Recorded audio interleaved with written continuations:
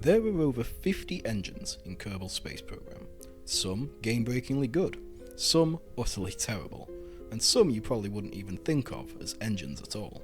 But in this video, I'm going to rank every single engine, even some you've probably not even heard of, based on their physical stats and their actual usefulness. I'm going to break down the pros and cons of each engine in great detail, so to get the most out of this, you need to watch this list all the way through. But timestamps are in the description if you need them. But let me warn you now, there's going to be some controversial rankings here, but if you disagree with my choices, well, you know where the comment section is. But with that said, let's jump right in. So, in no particular order, we're going to start with the Ant engine. Now, let's be honest here. As the smallest engine in the game, this one's quite easy to overlook. It's incredibly small, has tiny thrust, and is essentially useless for larger spacecraft. But when used properly, the Ant engine can be the optimal engine for smaller, lightweight satellites. With a specific impulse of 315 seconds in the vacuum, this tiny engine is no joke. Whilst it only has a minuscule thrust of 2 kilonewtons, this combination of low thrust and reasonable efficiency can make it a perfect choice for deep space satellites, or missions requiring precise maneuvers. So, overall, I think the Ant belongs in the B tier. A more popular engine next, we have the Terrier. The Terrier is an early game, vacuum optimized engine that has quite a lot of utility. While it's essentially useless in the atmosphere, the specific impulse of 345 seconds in the vacuum makes it a solid choice for landers and moderately sized upper stages. It also has fairly decent thrust of 60 kilonewtons, as well as a pretty low mass of just half a ton. Not only that, but the engine comes with thrust vectoring capabilities and an alternator, which can be super useful if things go wrong. Generally, the Terrier is a great choice, and for a wide variety of missions, such as Moonlanders or transfer stages, and I think the only thing that lets it down really is that there's typically better alternatives, such as the Spark, which we'll see shortly on the list. So I think this engine comfortably goes in the A tier.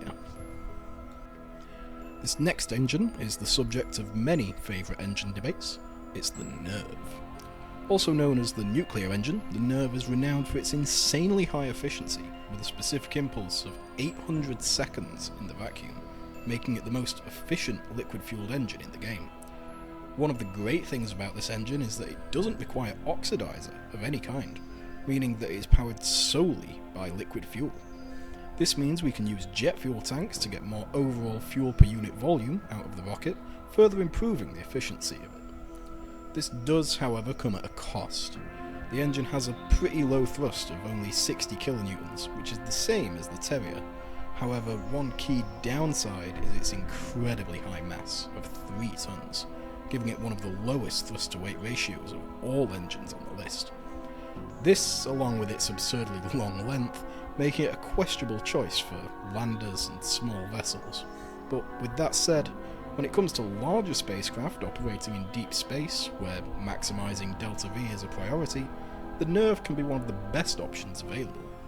It's also important to note that this is a late game engine, unlocked towards the end of the tech tree, so all things considered, I think the Nerv is just barely going to be our first S tier engine on the list. Now for the silliest engine on the list, we have the Sepratron. Our first solid rocket booster also, if you can even call it that, but this special engine is a radially attached booster designed for clearing stages away from our rocket after a staging event. But of course, we don't have to use it for its intended purpose. The Sepratron actually boasts an insanely high thrust-to-weight ratio in the vacuum, ranging from 25 when it is full, all the way up to 147 when empty.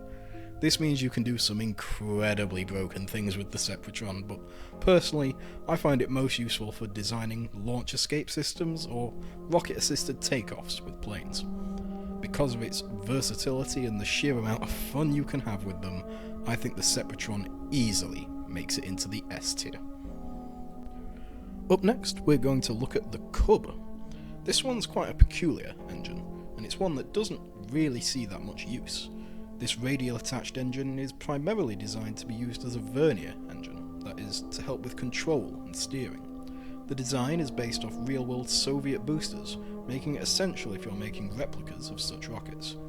With a maximum thrust of just 32 kilonewtons, this engine may not seem all that powerful, but where it really shines is with its thrust vectoring range of 22.5 degrees, but only in one dimension, meaning that you need multiple for complete control of your rocket.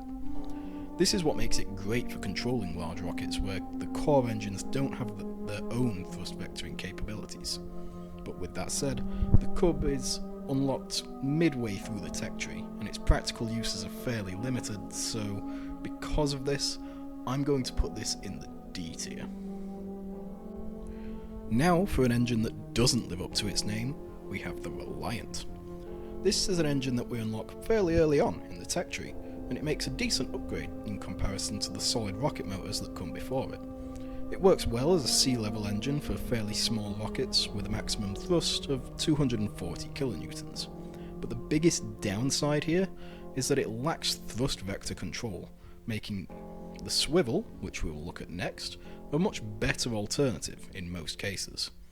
So while it can be a solid choice for early game sounding rockets, don't expect to do much steering with it.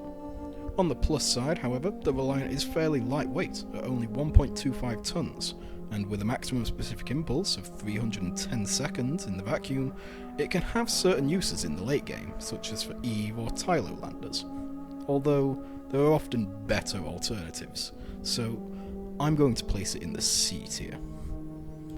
Now let's see how the Reliant compares to its sister engine, the Swivel. This is the first liquid-fueled engine you will unlock in the tech tree, typically just after our first mission. With a mass of 1.5 tons and a maximum specific impulse of 320 seconds, its stats are fairly similar to those of the Reliant, but with a little bit more mass and slightly less thrust, at 215 kilonewtons.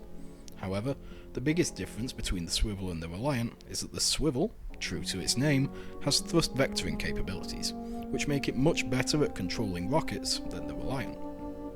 This also makes it an excellent choice as a core stage engine for smaller, lightweight rockets, but it is often overlooked due to there being just better alternatives later in the game. Because of its fairly decent stats, as well as how early in the game we unlock it, I'm going to place this just slightly above the Reliant in the B tier. Now for our first air-breathing engine on the list, and it's quite a strange one at that. We have the Goliath. This is an incredibly large turbofan engine designed specifically for planes, and it's fairly unique for several reasons. Firstly, it's the only air-breathing engine that can be attached radially, as it is often placed under the wings of large aircraft. It's also the only air-breathing engine that has an air intake built into it, so you don't have to use additional parts to make it work.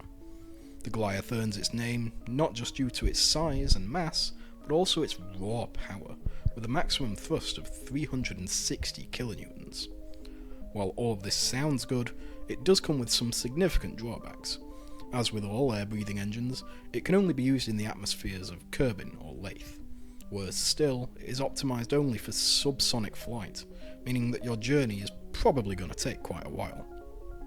Interestingly, the Goliath is one of the few engines that can actually reverse its thrust, which means that deceleration comes easily for it.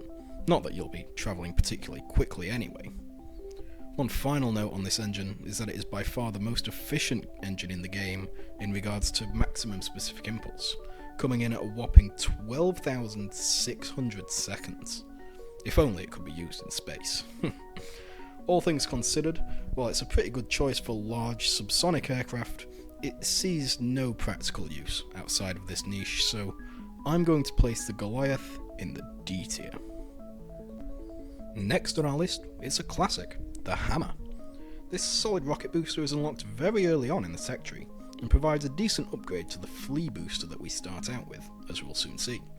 It has a low cost, a fairly low mass, but provides significant thrust for a starter engine, with a maximum of up to 227 kilonewtons.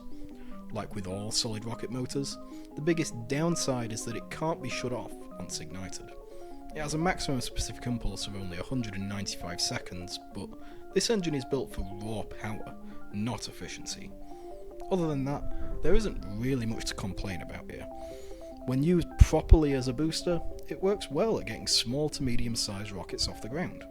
Overall, I think given its stats and how early it's unlocked in the game, it's a solid engine that should go in the B tier. Now for what might be one of the worst engines on this list, we have the Puff. This engine is special as it's the only engine on this list that uses monopropellant as a fuel but can also be throttled as a main engine. The Puff is a radially mounted engine with a minuscule thrust of just 20 kilonewtons, but it has a modest specific impulse of 250 seconds in the vacuum. The main way the Puff engine is typically utilised is as a low-powered orbital manoeuvring system for space shuttles, or as small engines on space station tugs. Other than that, this engine doesn't really serve much of a purpose, so unfortunately, this is going to be our first engine in the F tier. Now, for a breath of fresh air, let's move swiftly on to another air-breathing engine, the Juno. This basic air-breathing engine is the first one you'll unlock in the tech tree, but this engine can be surprisingly useful in the early game despite its small size and low thrust. With a maximum thrust of up to 20 kilonewtons, this is absolutely one of the weaker engines on the list, but remember that for planes, the wings do all the heavy lifting, so they don't really need that much thrust. Because of its low mass and moderate efficiency, I think this is actually a decent engine for when you're just getting started with planes. It is of course optimised for subsonic flight, but this engine is ideal for low mass aircraft such as gliders, which aren't really known for their speed. Overall, the Juno engine has pretty underwhelming stats in comparison to some of the other air-breathing engines, but it's a decent starting point with some use cases, so I'm going to put it in the D tier.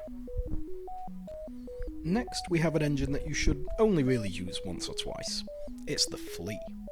Now this entry should remind you of the first rocket you ever built, as it is the booster that you begin the game with in career mode. It's incredibly low cost, low mass, and low efficiency, but its thrust packs a solid punch, coming in at 192 kilonewtons in the vacuum. Much like the hammer booster we rated earlier, the Flea can work fairly well when boosting smaller rockets in the early game, but it doesn't really have much long-term value, as there are plenty of better alternatives.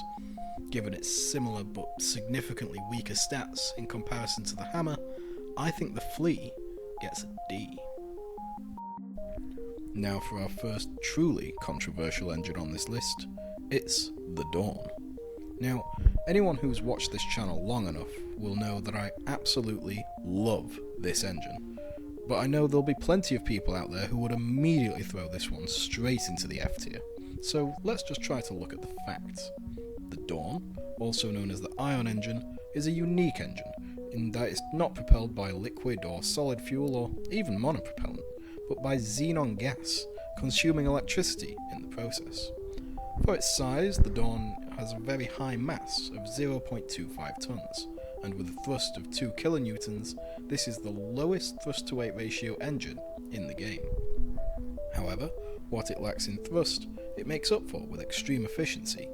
With a specific impulse of 4,200 seconds, it is by far the most efficient vacuum engine in the game.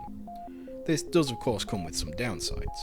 While the engine is incredibly fuel efficient, it is also very power hungry, consuming almost 9 units of electric charge per second at full throttle, and burns typically last a long time, so you'll always need a good solar panel and battery setup, with larger solar panels if you're travelling far from the sun. But when used properly, on small, lightweight satellites, the Ion engine can provide insane amounts of delta B. It can be especially effective when utilised on missions to Eve or Moho, where smaller solar panels and lightweight solar panels can be used. So, whether you love it or you hate it, objectively speaking, the Dawn belongs in the S tier, provided of course you have the patience to use it properly. The next engine on our list is a fan favourite, and for good reason. It's the Rapier. This is an incredibly powerful engine that has 2 distinct modes, air breathing and closed cycle. As the name suggests, when in air breathing mode, it requires an air intake to operate, and can only be used in oxygen-based atmospheres on Kerbal or Lathe. In closed cycle mode, however, it works like a conventional rocket engine that consumes oxidizer and can work in space. In air breathing mode, the Rapier is optimised to work at supersonic speeds, with a peak performance at Mach 3.75, where it provides around 465 kilonewtons of thrust. This is more than enough to propel most aircraft to hypersonic speeds. But the only real downside of this mode is its poor efficiency compared to other air-breathing engines. With a specific impulse of just 3,200 seconds, it is the least efficient jet engine on this list. This does improve, however, when we consider the closed cycle mode. While the Rapier has a lower maximum thrust here, topping out at around 180 kilonewtons, it has a respectable efficiency in space, providing 305 seconds of specific impulse in the vacuum, making it a perfect choice for spaceplanes on SSTOs. The only real downsides here are its cost and the fact that it's unlocked right at the very end of the tech tree, but honestly, it's worth it. This is an easy S-tier engine. Now let's take a look at our first RCS engine on this list, the Place Anywhere 7 linear RCS port. This is a monopropellant engine with some fairly interesting stats. With a maximum temperature of 2600 Kelvin and an impact tolerance of 15 meters per second, this is one of the most durable engines in the game. That's because it is intended to be placed on the outside of vessels, and it really shines when working with shuttles or spaceplanes, where you need these thrusters to survive re-entry. Aside from the Vernor, which we'll cover shortly, this is the second most powerful RCS engine in terms of raw power, producing up to 2 kilonewtons of thrust, which is comparable to the Ant or the Dawn. Despite it being designed for attitude control, it's not unreasonable to use a cluster of these instead of an upper stage engine. With its versatility and durability, I think that this one belongs in the A tier. Now for a relatively useless engine, let's take a look at the Shrimp. As with all the solid rocket boosters on this list, it contains its own fuel and can't be throttled or shut down once ignited.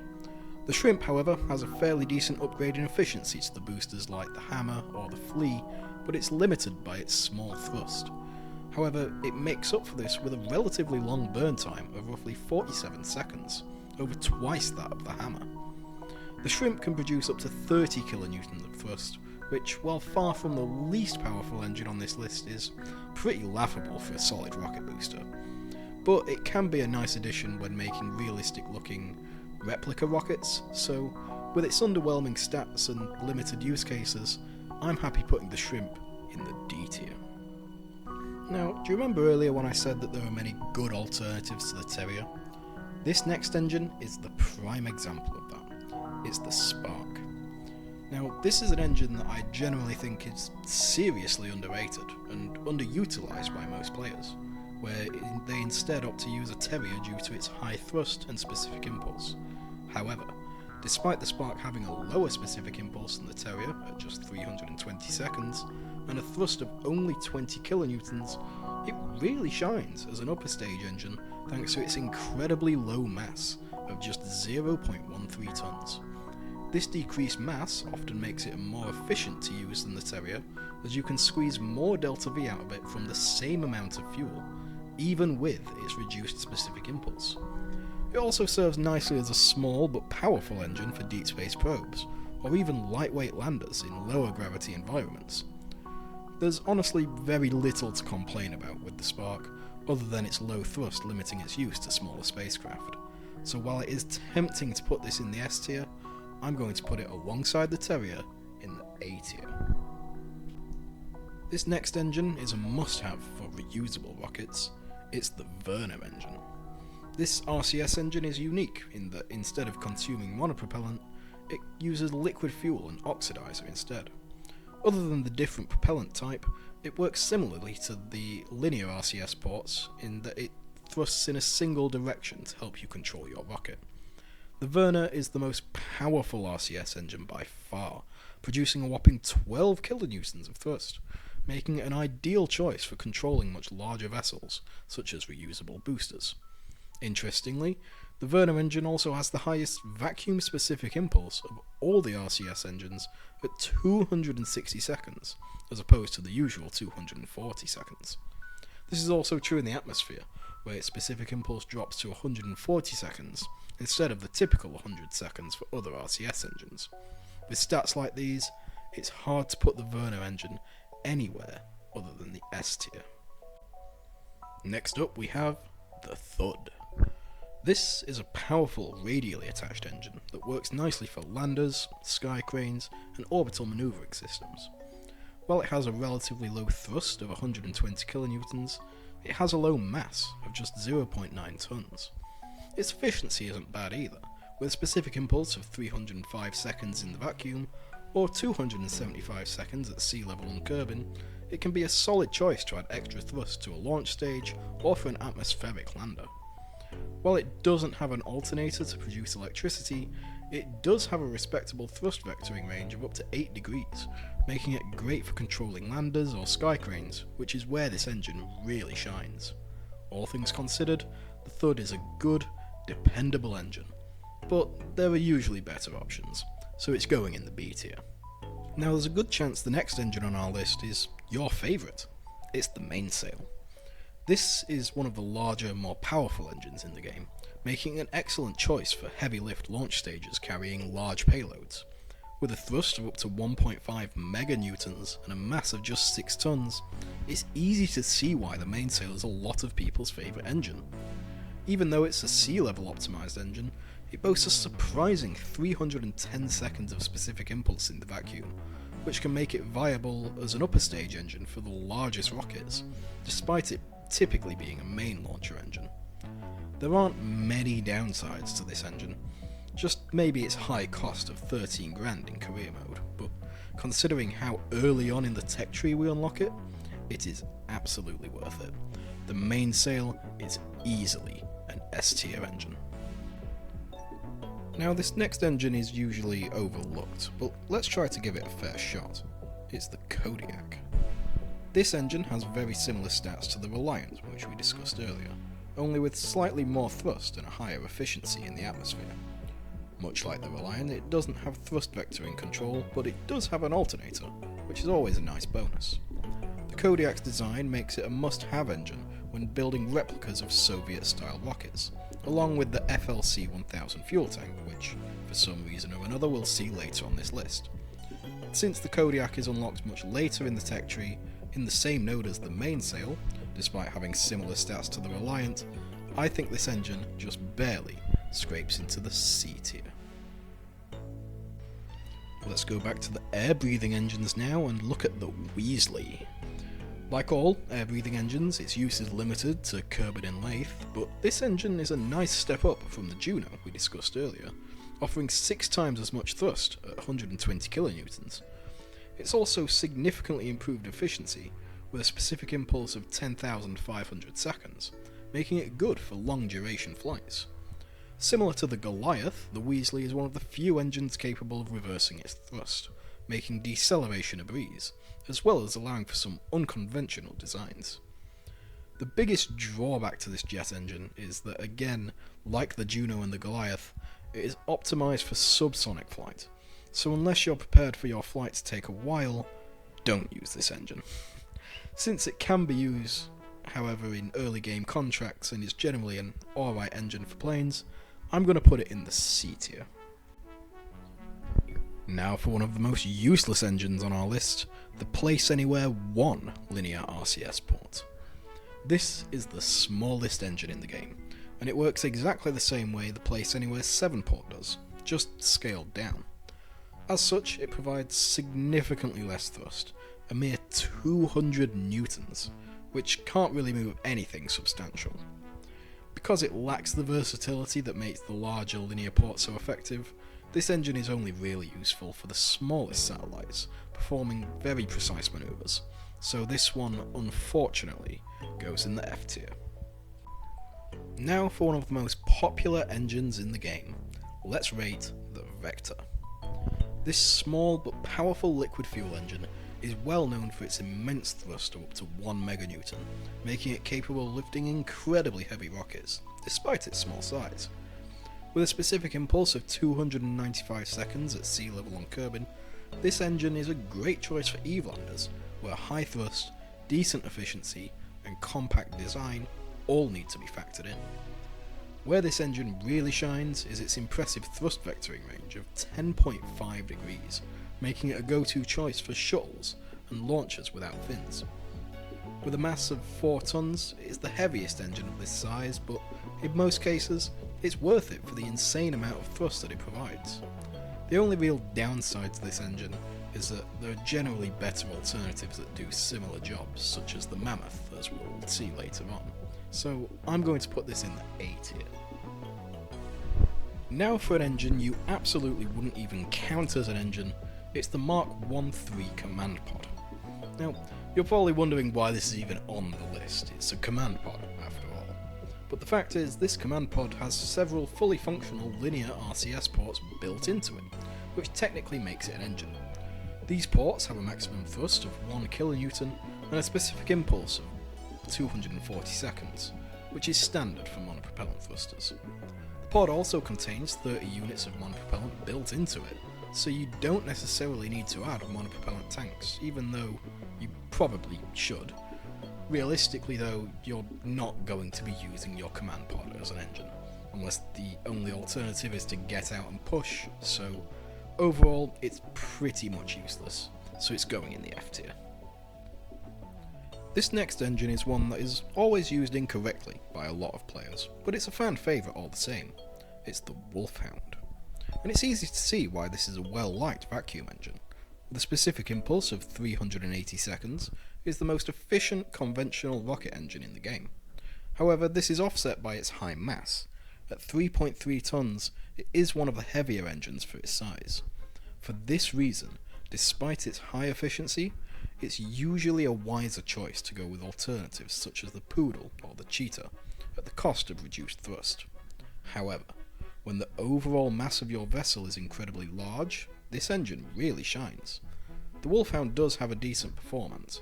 With 375 kilonewtons of thrust, it can be the optimal choice for heavy upper stages, asteroid redirect missions, and even some landers. In short, it's a powerful and efficient engine, but too heavy for most practical purposes. So for that reason, I am going to put the Wolfhound in the A tier. Up next we have an interesting one, the Spider. This is the radially attached variant of the Ant engine that we saw at the very beginning, but with just some slight differences. As a vacuum engine, the Spider has the same thrust as the Ant, just 2 kilonewtons, but it has slightly worse efficiency. It makes up for this, however, by having a significantly improved performance in the atmosphere, producing 1.79 kilonewtons of thrust at Kerbin sea level, with a generous specific impulse of 260 seconds in the atmosphere, compared to the Ant's much lower 80 seconds. Like most radial engines, the Spider has a large thrust vectoring range of 10 degrees, which can make it useful for controlling small sky cranes or landers. While all of this is well and good, the Spider is still one of the smallest and weakest engines in the game, despite seeing some use. So with that said, I think it belongs alongside the Ant in the B tier. Now for the biggest, but far from the best engine on this list by far, let's rate the Clydesdale.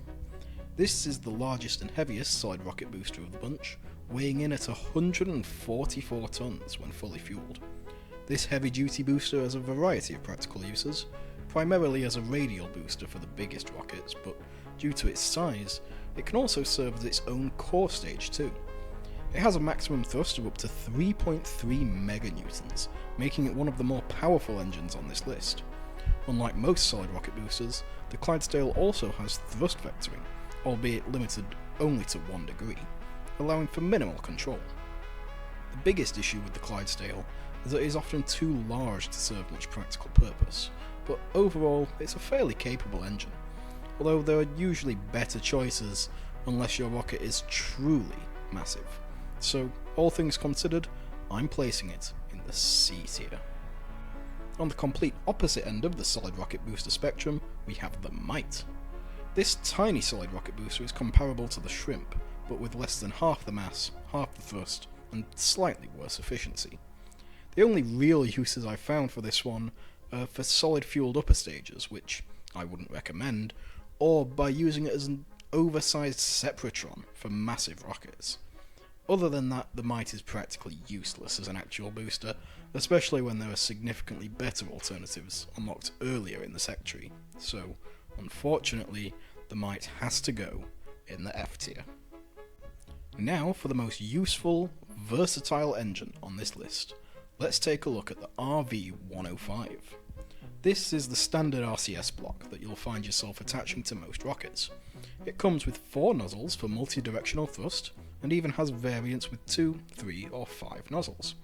Like most monopropellant engines, it has a specific impulse of 240 seconds in the vacuum, providing up to 1 kN of thrust per nozzle, making it ideal for controlling ships of all sizes. Without this engine, docking and precision maneuvers would be insanely difficult, and controlling your spacecraft would be a nightmare. The only real downside to this, which is true of all RCS thrusters, is that improper placement can cause control issues, but this can be avoided by watching my video on different RCS placement strategies. Overall, this is a great, highly versatile and essential engine, and a must-have for most ships. This one has firmly secured a spot in the S tier. This next engine is popular among players for good reason. It's the Poodle. This short, vacuum-optimised engine delivers a respectable 250 kN of thrust in space, with an impressive 350 seconds of specific impulse. At 1.75 tons, it's lightweight for its power, making it an excellent choice for medium-sized upper stages and landers. It also comes in 2 variants, one with a double bell nozzle and the other a single. While both variants have an alternator and thrust vectoring, unfortunately the 2 nozzles can't be moved independently, so it can't help with roll control, like we'll see with some of the other multi-nozzle engines on this list. With it being unlocked early in the tech tree and its strong stats, I think the Poodle belongs in the S tier. Now onto one of the more powerful air-breathing engines, it's the Whiplash. This supersonic optimised ramjet is one of the more powerful jet engines on this list, second only to the Rapier, with a maximum thrust of around 387 kN. However, its thrust when stationary is pretty underwhelming, at only 130 kN, comparable to the Wheesley. Like all air-breathing engines, its performance depends on its speed and altitude, but unlike most, the Whiplash works best at high speeds and fairly high altitudes, making it a solid choice for spaceplanes, high-altitude gliders, and a wide variety of aircraft that want to get to their destination quickly. Overall, I think the Whiplash is an excellent choice for supersonic aircraft, so I'm going to put it in the A tier. Now for nobody's favourite engine, it's the Twin Boar. This is a unique engine on this list, and it's the only liquid-fueled engine that comes with its own fuel source. The actual engine is effectively 2 vectors, with thrust to match, which automatically puts it in a pretty good position. There are however some caveats.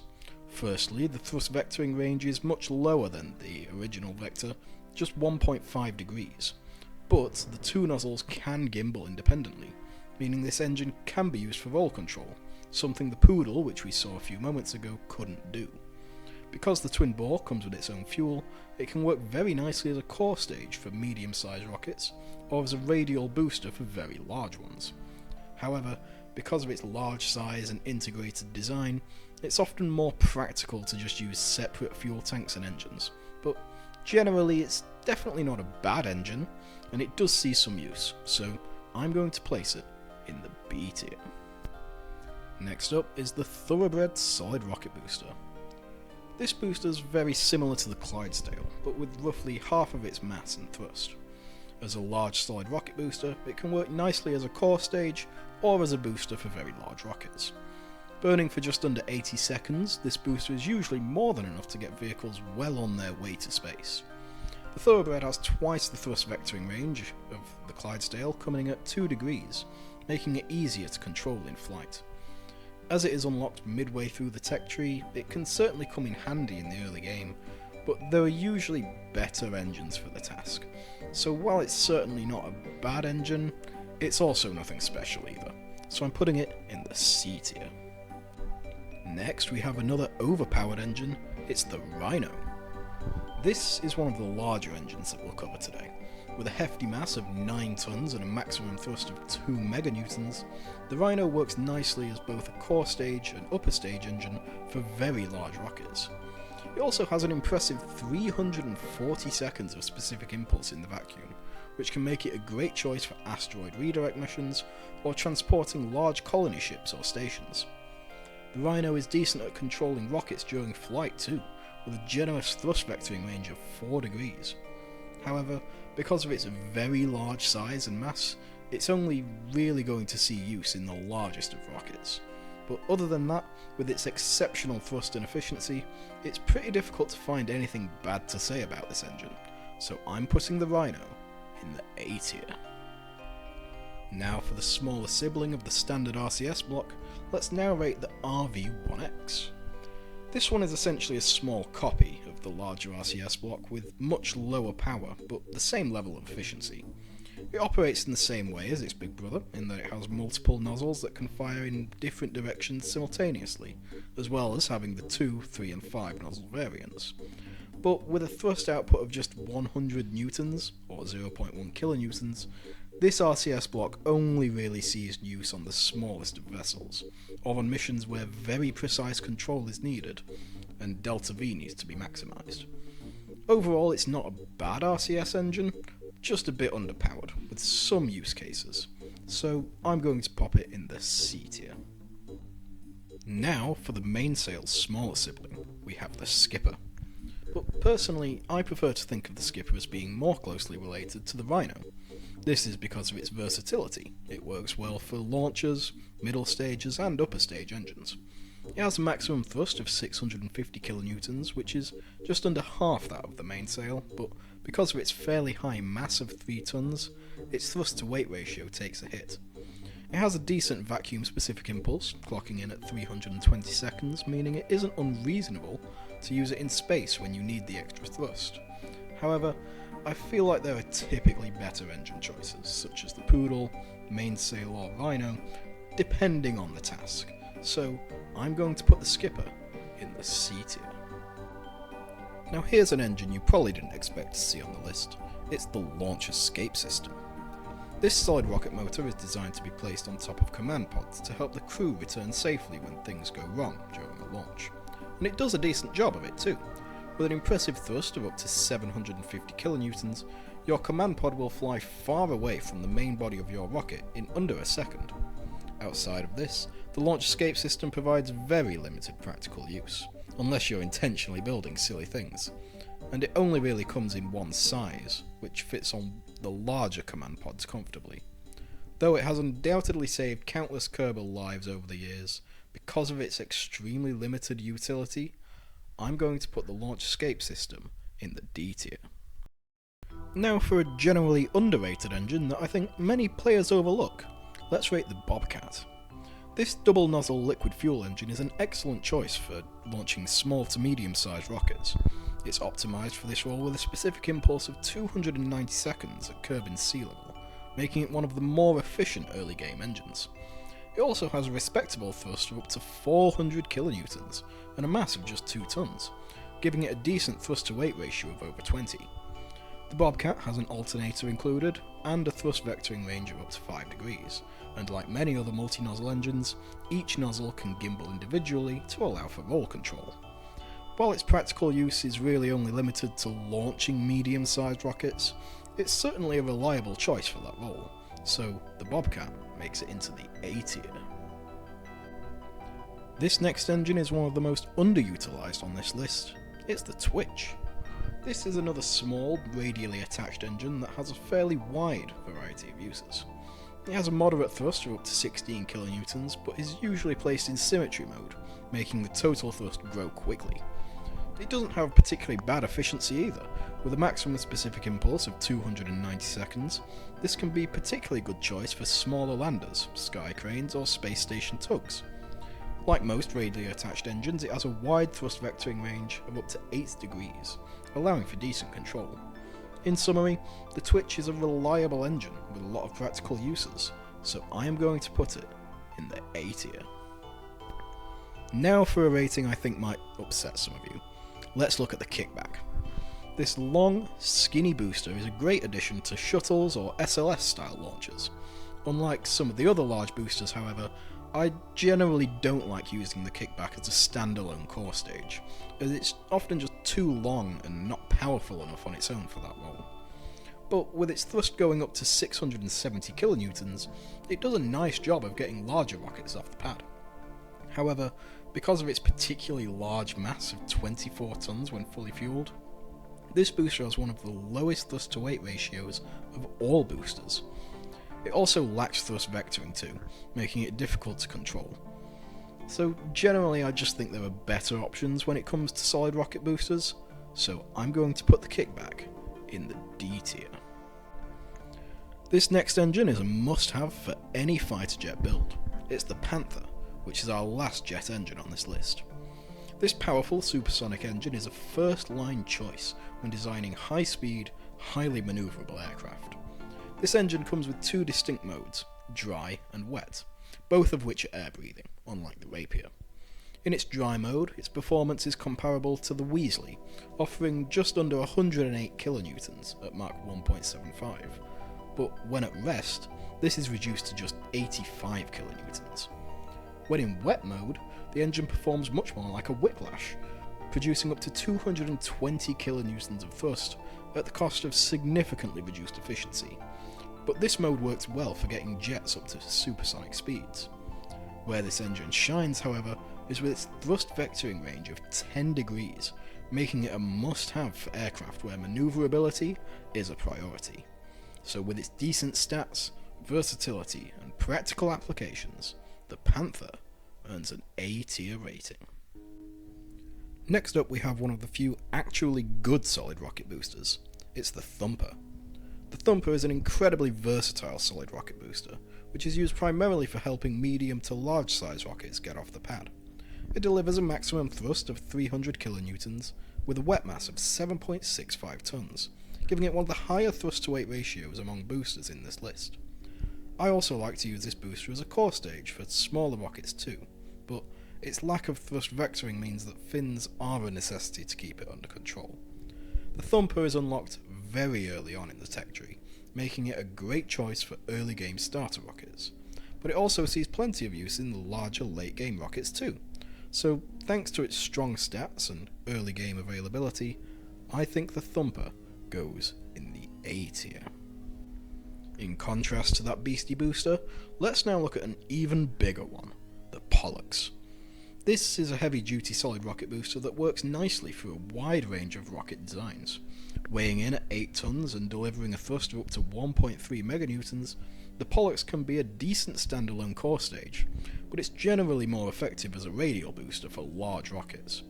It's unlocked midway through the tech tree, but offers no thrust vectoring control like other high-tier boosters, so adding fins is a good idea to keep it under control. Overall, the Pollux isn't a bad engine, but it's not really anything special either, so I'm going to put it in the C tier. Now for the definition of a mid-tier engine, let's take a look at the Skiff. This engine is an all-rounder that is primarily used for middle and upper stages of medium and large rockets. While it's typically used as a vacuum engine, it also has surprisingly decent stats in the atmosphere too, providing 240 kilonewtons of thrust at curbing sea level and 300 kilonewtons in the vacuum. It's relatively lightweight given its size, weighing in at just 1.6 tons, meaning it's best used as an upper stage for large but more lightweight rockets. Its specific impulse of 330 seconds makes it pretty average in regards to its efficiency, but while the Skiff has the added bonuses of an alternator and thrust vectoring, there are usually better, more specialised options, such as the Poodle or the Wolfhound, or the Cheetah, as we'll see next, depending on the mission. So I'm going to put the Skiff in the C tier. So now a more specialised and practically useful vacuum engine is the Cheetah. This is one of the more efficient conventional rocket engines. With a specific impulse of 355 seconds, it is beaten only by the Wolfhound. But unlike the Wolfhound, however, the Cheetah has a low mass of just 1 ton, which is impressive for its size. Admittedly, its thrust is pretty low in comparison to other vacuum engines, coming in at 125 kilonewtons, but thanks to its low mass and high efficiency, The Cheetah works quite well for medium-sized upper stages and deep space manoeuvres, but is often overshadowed by more suitable engines. It comes with the added bonus of an alternator and decent thrust vectoring range of 4 degrees, but one major downside is just how late in the tech tree this is unlocked, coming from the same node as the Mainsail and Twin Boar, with just a fraction of the utility. So because of this, and the fact that there are usually better alternatives, I'm placing the Cheetah in the B tier. Next, we have an engine that's not even an engine. It's the FLC-1000 fuel tank. Now, you're probably wondering why this is even on the list. Well, this fuel tank is unique in that it has a built-in engine, a solid rocket motor designed to propel it away from your rocket once the booster is ejected, much like an integrated Sepratron, and it creates a beautiful Kovalev cross. As a fuel tank, it's a must-have for anyone building any Soyuz or Vostok-style replicas, but this isn't a fuel tank tier list, so let's focus on the engine itself. With a thrust of 32 kilonewtons, this engine is surprisingly powerful, almost twice that of the Sepratron, but it only fires for about a second.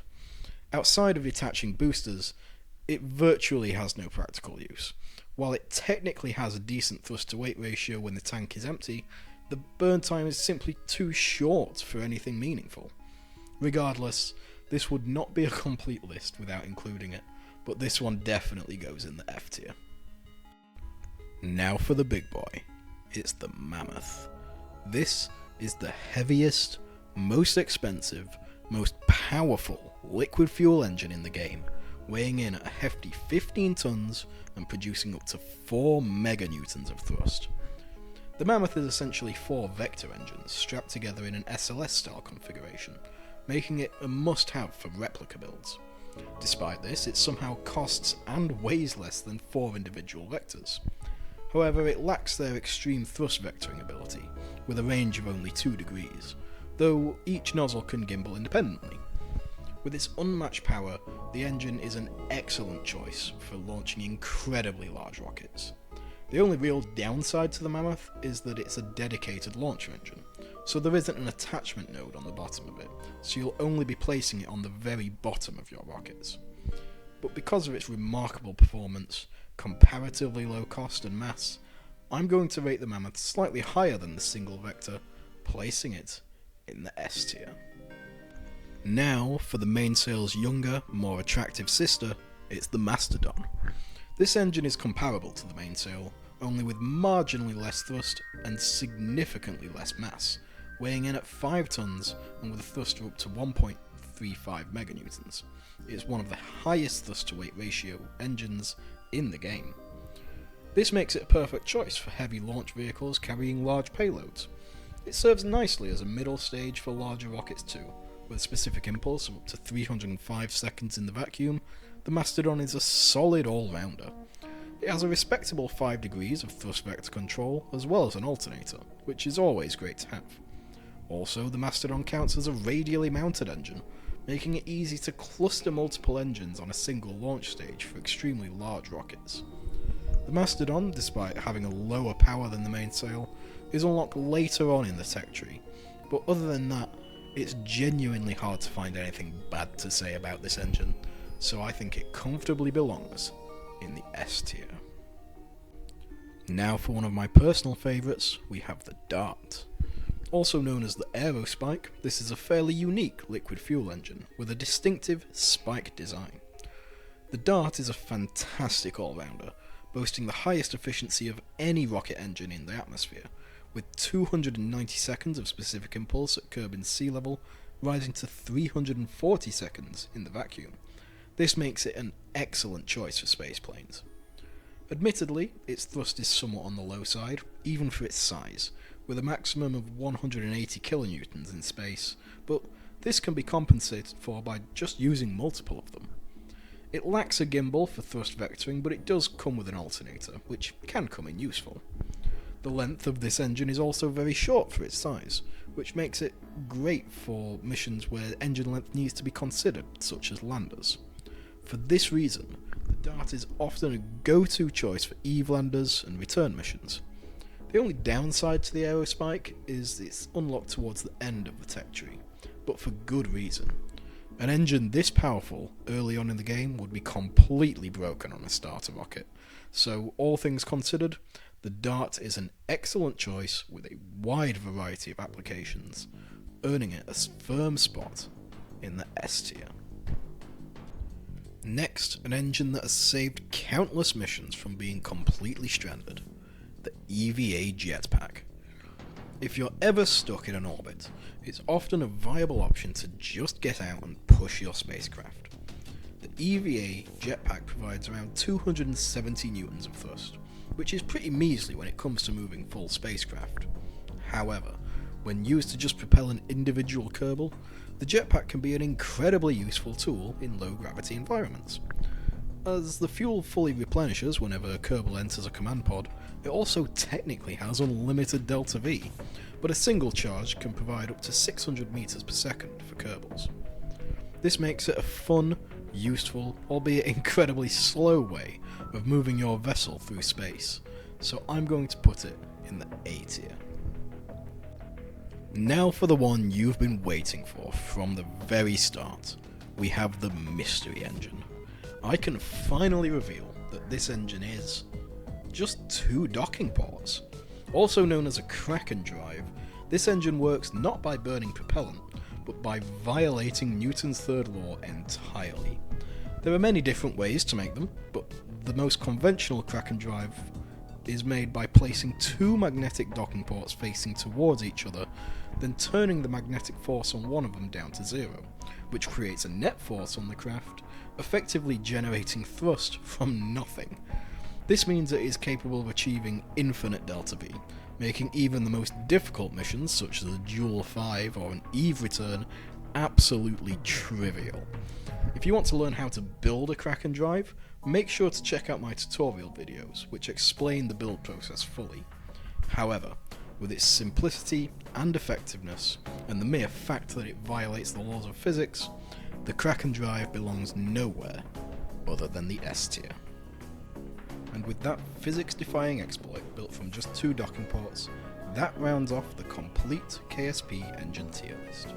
I hope you've all enjoyed and learned something new here, and I'd love to hear your thoughts on my rankings, especially if you disagree with them. Check out these videos on screen if you want to see these engines being used practically, and if you're not subscribed yet, make sure you do so now so you never miss another Kerbal Physics video.